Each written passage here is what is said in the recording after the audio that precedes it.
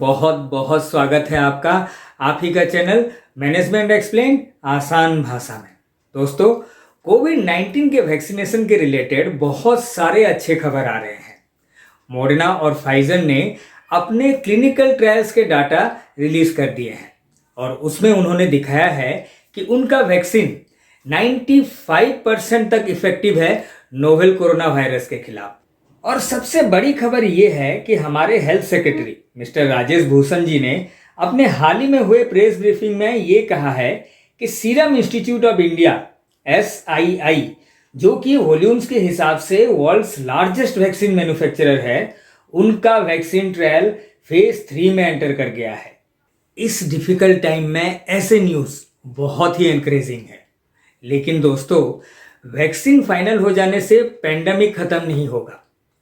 असली चुनौती तो वैक्सीन फाइनलाइजेशन के बाद आएगा, जब दुनिया के कोने कोने तक आपके और मेरे तक वैक्सीन को पहुंचना पड़ेगा।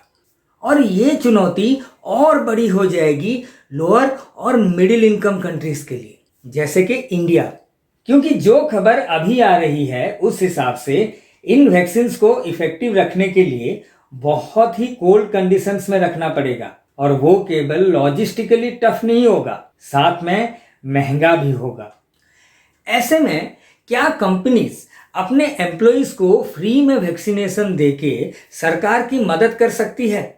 चर्चा करेंगे इसके बारे में हमारे आज की वीडियो में। ऐसा एस्टिमेट किया जा रहा है कि हमारे देश में सबको वैक्सीनेट करने के लिए 50,000 से 80,000 करोड़ तक खर्च हो सकता है, या फिर उससे भी ज़्यादा, और ये रकम बहुत बड़ी है।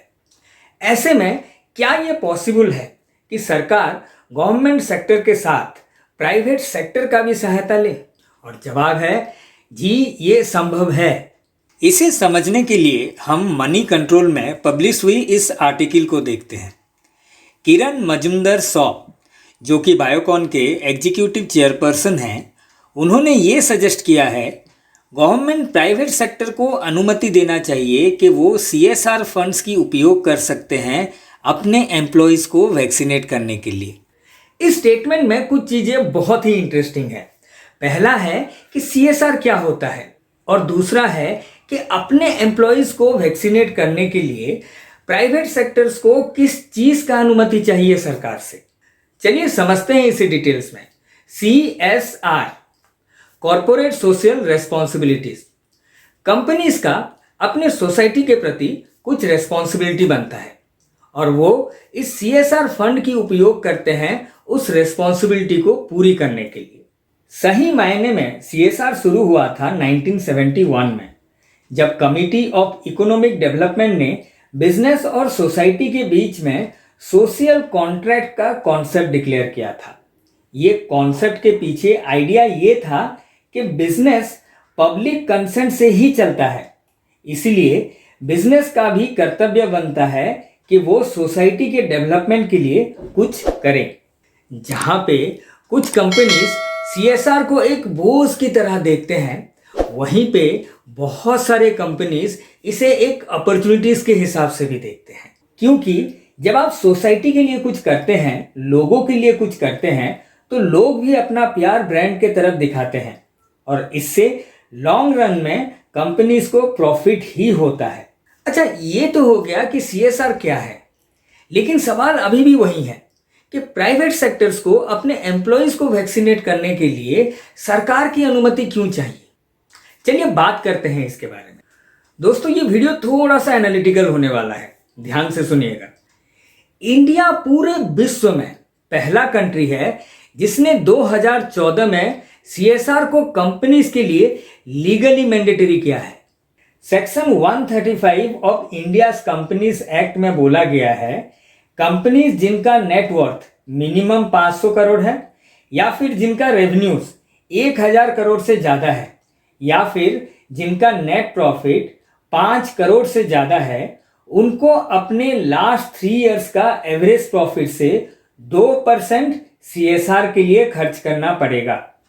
अच्छा, इस लॉ ने डिटेल्स गाइडलाइन भी दिया हुआ है कि कौन कौन से एक्टिविटीज को आप CSR में अंतर्भुक्त कर सकते हैं।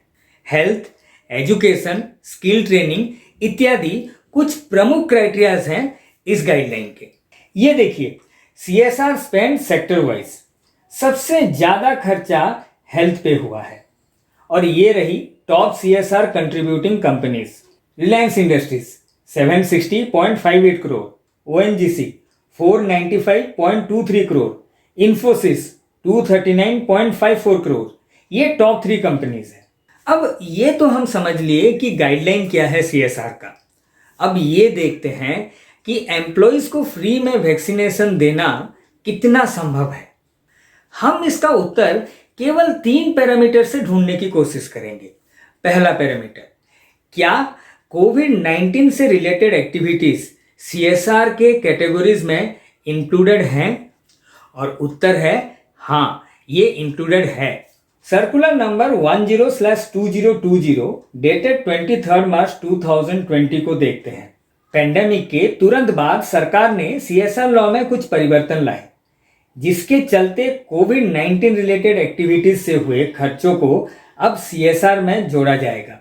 इसमें PM केयर फंड और स्टेट डिजास्टर मैनेजमेंट अथॉरिटी को किए हुए कंट्रीब्यूशन भी इंक्लूड होगा। चलिए अभी दूसरे पैरामीटर को देखते हैं, जो कि है फंड।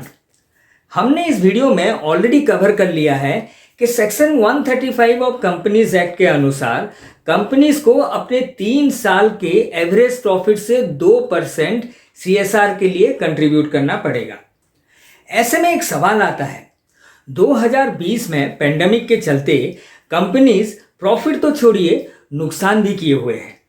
तो अगर 3 साल का एवरेज का 2% हम CSR फंड के लिए रखते हैं तो क्या ये फंड छोटा पड़ जाएगा? और चलिए, अगर कंपनीज उसके बाद भी अपनी CSR एक्टिविटीज जो कि कोविड-19 के लिए होगा उसको जारी रखते हैं, अपने एम्प्लॉइज को फ्री में वैक्सीनेट करते हैं, तो जो एक्स्ट्रा कॉस्ट बनेगा उस 2% से क्या वो अगले साल को कैरी फॉरवर्ड हो जाएगा? तो दोस्तों, उसका जवाब अभी तक ना है। चलिए तीसरे क्राइटेरिया पे देखते हैं, क्या इस एक्टिविटीज से कंपनीज को कुछ बेनिफिट है? जी हाँ, है। उनका एक पॉजिटिव ब्रांड इमेज बनेगा, एम्प्लॉइज का अपने कंपनीज के प्रति लॉयल्टी बढ़ेगा और साथ में प्रोडक्टिविटी भी बढ़ेगा और लॉन्ग रन में उससे कंपनीज को फायदा जरूर मिलेगा। लेकिन शॉर्ट टर्म में उन्हें कोई फायदा नहीं है। क्यों नहीं है? क्योंकि CSR पे होने वाले खर्चे अभी तक टैक्स एग्जम्पशन में नहीं आते। तो हमने जो 3 पैरामीटर्स देखे उसमें से एक हाँ निकला और 2 ना निकला।